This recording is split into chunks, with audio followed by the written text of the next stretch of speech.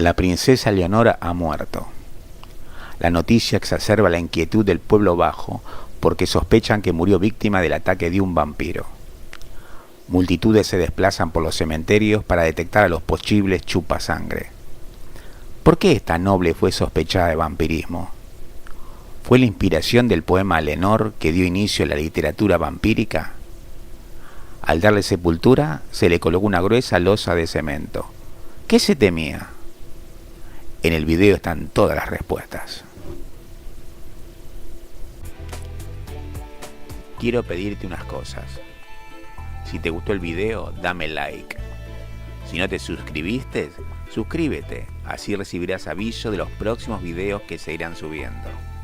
Si te agrada el contenido del canal, compártelo con amigos, familiares, colegas, vecinos, conocidos. Así más personas podrán disfrutar de él.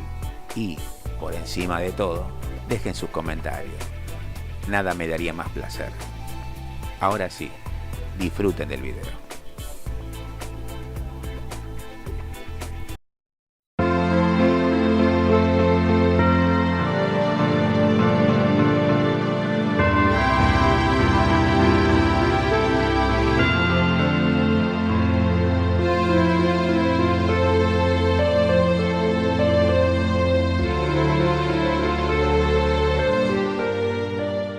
Hola, ¿qué tal? ¿Cómo están ustedes? Espero que estén bien. Bueno, aquí de vuelta estamos juntos reunidos para otro de nuestros videos. Y en el tema de hoy vamos a la serie de vampiros y le vamos a mostrar una historia que realmente es escalofriante y real, por supuesto, porque ocurrió. Es la historia de la princesa vampiro, que fue Eleonora von Schwarzenberg. Espero haberlo pronunciado bien, estos nombres alemanes no me van bien, son difíciles de pronunciar. Eleonora tiene el triste honor de estar relacionada con el tema de los vampiros.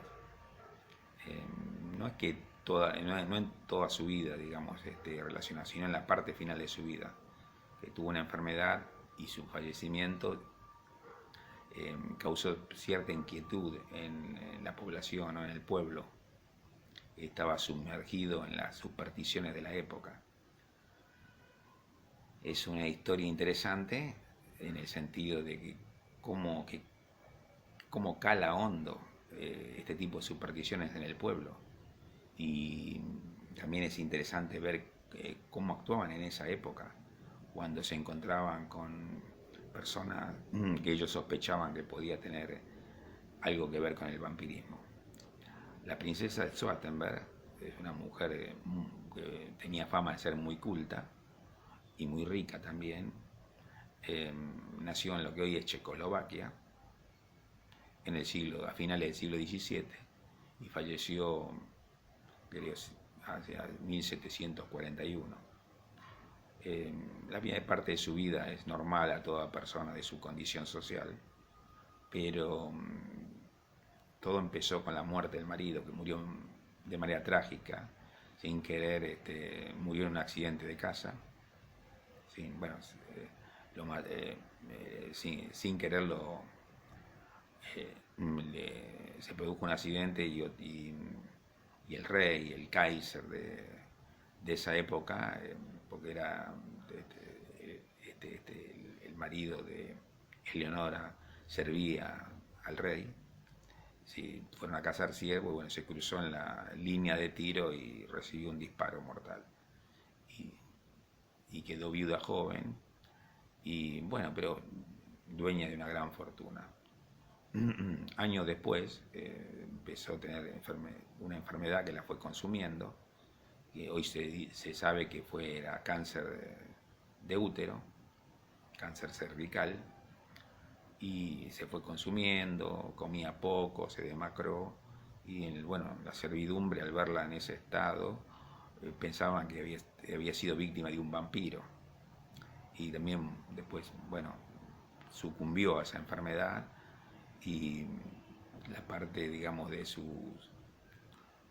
su enterramiento también fue bastante extraña, ¿no? Porque La enterraron de noche, casi nadie asistió al servicio fúnebre, pusieron una pesada losa de cemento encima de su tumba, no sé, para protegernos, no sé qué, pero ha quedado en la historia, bueno, como una de las personas sospechadas de vampirismo. También se dice que el poema Lenore del poeta alemán del siglo XVIII Gottfried Burger está inspirado en ella, y ese poema abrió camino a la literatura vampírica. Y también uno de los médicos que la atendieron, que atendía al rey y a los nobles, era un holandés, fue la inspiración del personaje de Drácula, el profesor Van Helsing. Sí, en cierta medida está relacionada. Pero la vida de Eleonora, junto con las sospechas que generó, son muy interesantes y tiene muchos detalles que son dignos de conocerse. Así que bueno, no les quiero prolongar mucho, siempre esto es una idea de lo que van a encontrar dentro del video.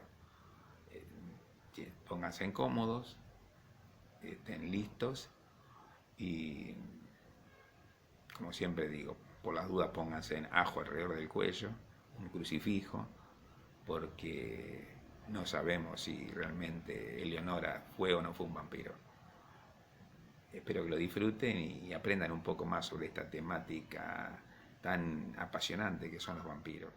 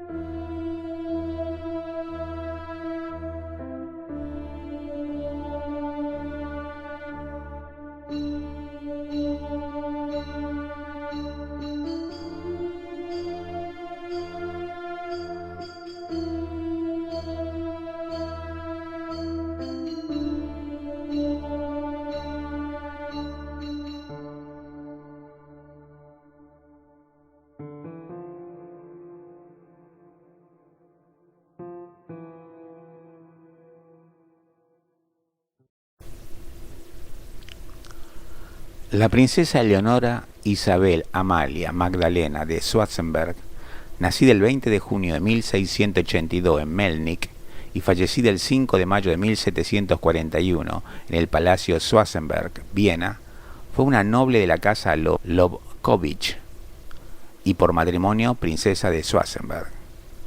Eleonora era la hija del príncipe Fernando Augusto de Lobkowicz, duque de Sagan, y de su segunda esposa, la margravina María Ana Guillermina de Baden-Baden, hija del margrave Guillermo I de Baden-Baden. El 6 de diciembre de 1701, la princesa Eleonora se casó con el Hofmarschall de Austria, príncipe heredero y posteriormente príncipe Adán Francisco Carlos Eusebio von Schwarzenberg. Leonor era considerada una dama cultivada y a menudo mostraba su erudición y riqueza en la corte de su esposo. La figura de la princesa ha sido relacionada con el mito de los vampiros, y se dice que el poema Lenore del poeta alemán Gottfried August Burger está basado en su figura. Conozcamos detalles de su vida. 14 años antes de su muerte, el duque de Sagan casa a su hija Eleonora Amalia con el mejor partido de la corte austríaca, el príncipe Adam Franz Karl Eusebius von Schwarzenberg. El 6 de diciembre de 1701 se celebra la unión religiosa. Él tiene 21 años y ella 19. La flamante princesa de Schwarzenberg va al altar con fama de ser una joven que ha recibido una inmejorable educación y poseedora de una amplia cultura. La culta y rica princesa tardaría casi 5 años en dar a su marido descendencia. En 1706 nace finalmente una hija, la princesa María Ana Schwarzenberg. El primer alumbramiento es una decepción para la noble pareja, al dar a luz a una niña en vez del tan ansiado heredero varón. De hecho, los años siguientes a ese nacimiento, Eleonora y su esposo intentarán infructuosamente engendrar al niño deseado que asegure la continuidad de su linaje. Para ello recurrirán a todos los medios imaginables, para que se quede nuevamente encinta. Estancia en balnearios para tomar baños termales, peregrinación a lugares santos, régimen alimenticios, pócimas que resultaron inútiles a lo largo de 15 años, sin el resultado esperado a la vista, y según se rumoreaba entonces, Eleonora Amalia no dudó en recurrir a la magia y a la alquimia para conseguir su objetivo. Entre tantos remedios médicos y mágicos solía tomar diariamente leche de loba, que era reputada eficaz para quedarse preñada, y llegó a pagar a precio de oro un brebaje extremadamente raro de conseguir y de que se reputaba, también, la supuesta eficacia para combatir su pertinaz esterilidad: semen de cachalote. El milagro ocurrió finalmente cuando, en abril de 1722, Eleonora Amalia constata que está embarazada y recibe la confirmación del primer médico del emperador. La noticia no deja de asombrar a familiares, médicos y cortesanos, ya que la princesa tiene entonces nada menos que 40 años. La sorpresa es general, y pronto un sordo rumor empieza a recorrer no solo Viena, sino toda Chequia. Algunos achacaban esta tardía maternidad de la princesa por ser una bruja que, gracias a sus prácticas nigromantes, ha conseguido quedarse en estado. El rumor, que irá creciendo y extendiéndose por doquier, provocará no poco escalofrío entre la gente cuando, finalmente, da a luz a un hijo varón el 15 de diciembre de 1722, el heredero de tantas veces buscado y deseado, en una época en que aún reinaba a sus anchas la superstición en todas las clases sociales, y sobre todo en Bohemia. El tardío e inesperado embarazo de la princesa de Schwarzenberg fue acogido con una mezcla de asombro y horror. Después de una persistente esterilidad a lo largo de 15 años, la princesa parirá en su palacio de Viena al milagroso hijo y le impondrán sobre la pila bautismal los nombres de Joseph, Adam, Johann, Nepomuk, Franz, de Paula, Joachim, Judas, Tadau, Abraham. 5 años después, para celebrar su victoria, la princesa ordenará al pintor Maximilian Hanel que la pinte junto a su heredero, ataviados con un traje de casa en un mismo lienzo. En 1719, el príncipe Adam Franz von Schwarzenberg hereda de sus tíos, los príncipes von Eggenberg, el imponente castillo y las vastas tierras de Český Krumlov, en Chequia. En este vetusto y a la par vasto palacio, el más grande de Chequia, el príncipe gastará una fortuna en remodelarlo y adecuarlo al gusto de entonces, contratando a los mejores artistas del momento. Pintores, decoradores, escultores y arquitectos serán enviados a su nueva posesión para transformarla en una de las más bellas residencias de Bohemia. El príncipe de Schwarzenberg había sido honrado por el emperador con la Orden del Toisón de Oro en 1712, al convertirse en el nuevo señor de Český Krumlov. Obtuvo de Carlos VI la rehabilitación del ducado de Krumlov a su favor el 28 de septiembre de 1723. Tras ser erigida su tierra checa en principado en 1722, fecha en que abandonaba su viejo cargo para convertirse en el nuevo caballerizo mayor de la corte imperial. 10 años después de su nuevo nombramiento, el príncipe muere en trágicas circunstancias. Un trágico accidente. El 11 de junio de 1732, el príncipe Adam Franz von Schwarzenberg forma parte del séquito del emperador Carlos VI de Austria cuando éste acude a la finca de Brandeis an der Elbe, coto de caza imperial. El Kaiser, rodeado de sus acompañantes, se dispone entonces a correr al ciervo. En el momento en que Carlos VI consigue tener al alcance de su fusil A1, se cruza inesperadamente la línea de fuego su caballerizo mayor y cae muerto de un tiro.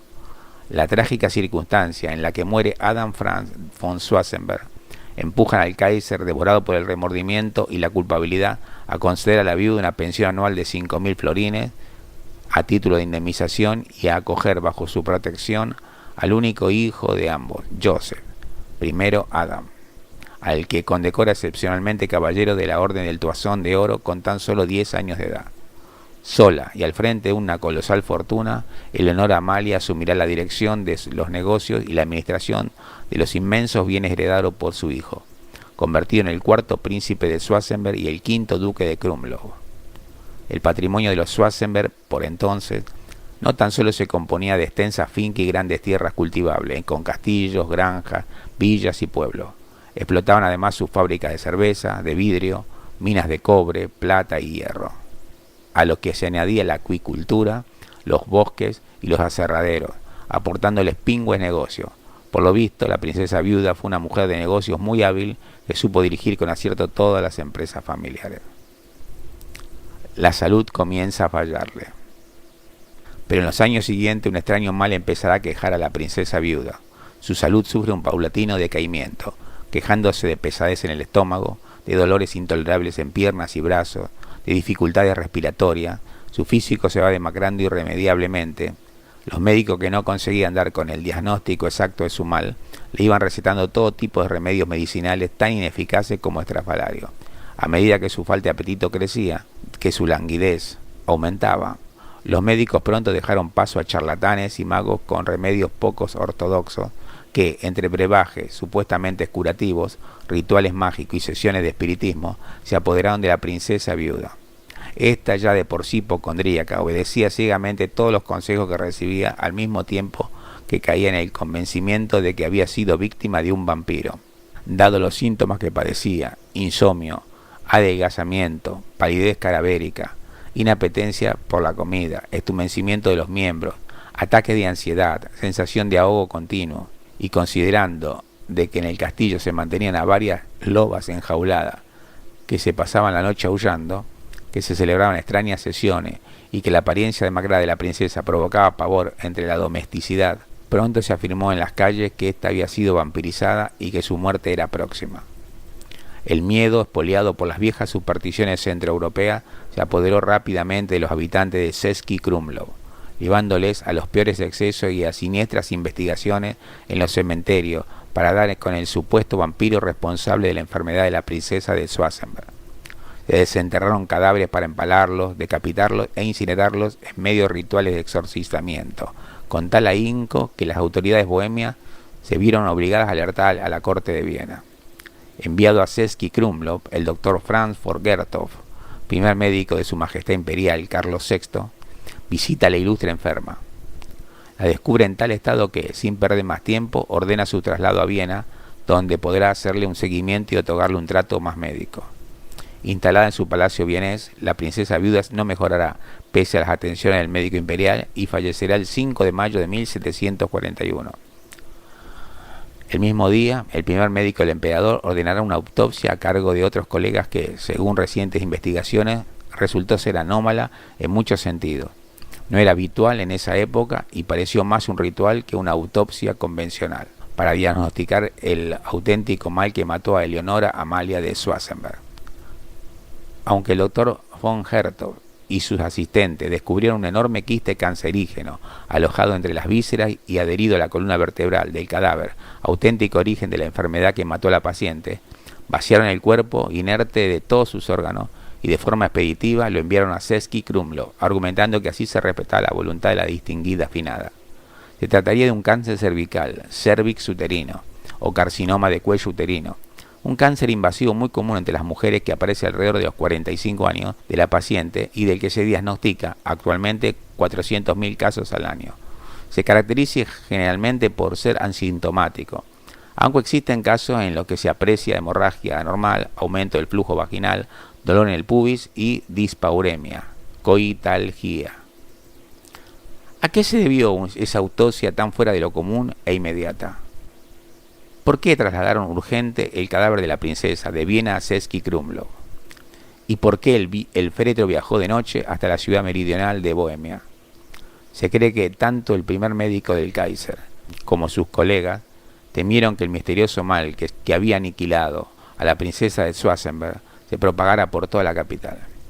Y la medida de mandar el féretro con el cuerpo de la muerta Krumau para que allí fuera sepultada, cuando el panteón de la familia se encontraba en Viena, resulta aún más inquietante. A todas luces, y pese al razonamiento científico que empezaba a imponerse entre los galenos, el miedo les dominó de tal manera que actuaron en forma más visceral que racional. Y para colmo, el féretro fue sepultado de noche en la capilla de San Jorge de Český Krumlov, bajo una hermética bóveda de cemento y sellada por una lápida que tan solo indicaba: el nombre de pila de la muerte de Leonora, oren por la pobre alma de Leonora, la fecha del 5 de mayo de 1741, enmarcados por una corona principesca y una calavera sobre dos tibias entrecruzadas, esculpidos en bajo relieve, como si pretendieran asegurarse de que no pudiera jamás salir de ahí. En el servicio fúnebre ni siquiera se presentó el hijo de la difunta, como tampoco asistieron parientes o nobles vecinos. El terror fue tal que nadie se atrevió a presenciar la ceremonia a excepción del cura oficiante, los monaguillos, los soldados y los curiosos locales. Eso sí, se ordenaron decir más de 100 misas para asegurar el descanso del alma de Leonora, y, acto seguido, cayó su recuerdo en el más absoluto olvido. Tras su muerte, los habitantes de Český Krumlov sucumbieron al pánico, temeroso de que la muerta vampirizada no fuera más que la primera víctima de un escurridizo y poderoso vampiro que empezaba a enseñorearse por la ciudad. Las exhumaciones de cadáveres de supuestos vampiros se multiplicaron por todos los cementerios de la región, para ser destacados, decapitados y quemados en piras por toda Bohemia. La psicosis popular llegó a tal extremo que aquellas prácticas tuvieron eco hasta en París y Londres. En Viena, la emperatriz María Teresa, asombrada por las noticias que le llegaban, ordenó a su médico personal, Gerhard van Swieten, que viajara hasta Bohemia para investigar si el vampirismo era un hecho real e innegable. Basándose en su razonamiento científico ilustrado, van Swieten acabó por rebatir la existencia de tales seres, calificándolos como fruto de la imaginación supersticiosa del pueblo checo. Al dar carpetazo al asunto, la soberana ordenó, mediante un edicto imperial, que cesaran las profanaciones de tumba y todas aquellas macabras prácticas ligadas al vampirismo en 1755. Su caso en un documental. En 2007 se realizó un interesante documental sobre el caso de Leonora Amalia de Schwarzenberg, bajo la dirección del austríaco Klaus Steindl, y titulada La princesa vampira, en un intento de esclarecer la leyenda y la tesis del vampirismo que envuelve desde 1741 la figura de la aristócrata checa, y exponer la posibilidad de que su historia inspirada en Bram Stoker para reescribir su famosa novela. El doctor Gerhard van Swieten, 1700-1772, médico holandés natural de Leiden, era un investigador nato que se interesaba por la anatomía, la patología, la neurología y las enfermedades venéreas, e incluso investigó los informes de los monjes benedictinos sobre el vampirismo, entre los cuales sobresalía el famoso Dom Agustín Calmet, llevándole inicialmente a sostener la realidad de los vampiros en la Convención de Belgrado. Para ello se basó en algunos casos de cadáveres incorruptos y de muerte sospechosa en los alrededores de los cementerios de Austria. Sin embargo, acabó por abandonar sus investigaciones sobre casos de vampirismo por dos motivos: por repugnancia y porque el tema le superaba. El escritor Bram Stoker se habría inspirado en él para crear el personaje del profesor Van Helsing para su Drácula. Y esto es todo, amigo. Qué historia alucinante la de la pobre Eleonora. Y qué fuerte arraigo en el pueblo de esa época y lugar tenía la idea del vampirismo que no dejaba en paz las tumbas de sospechosos fallecidos.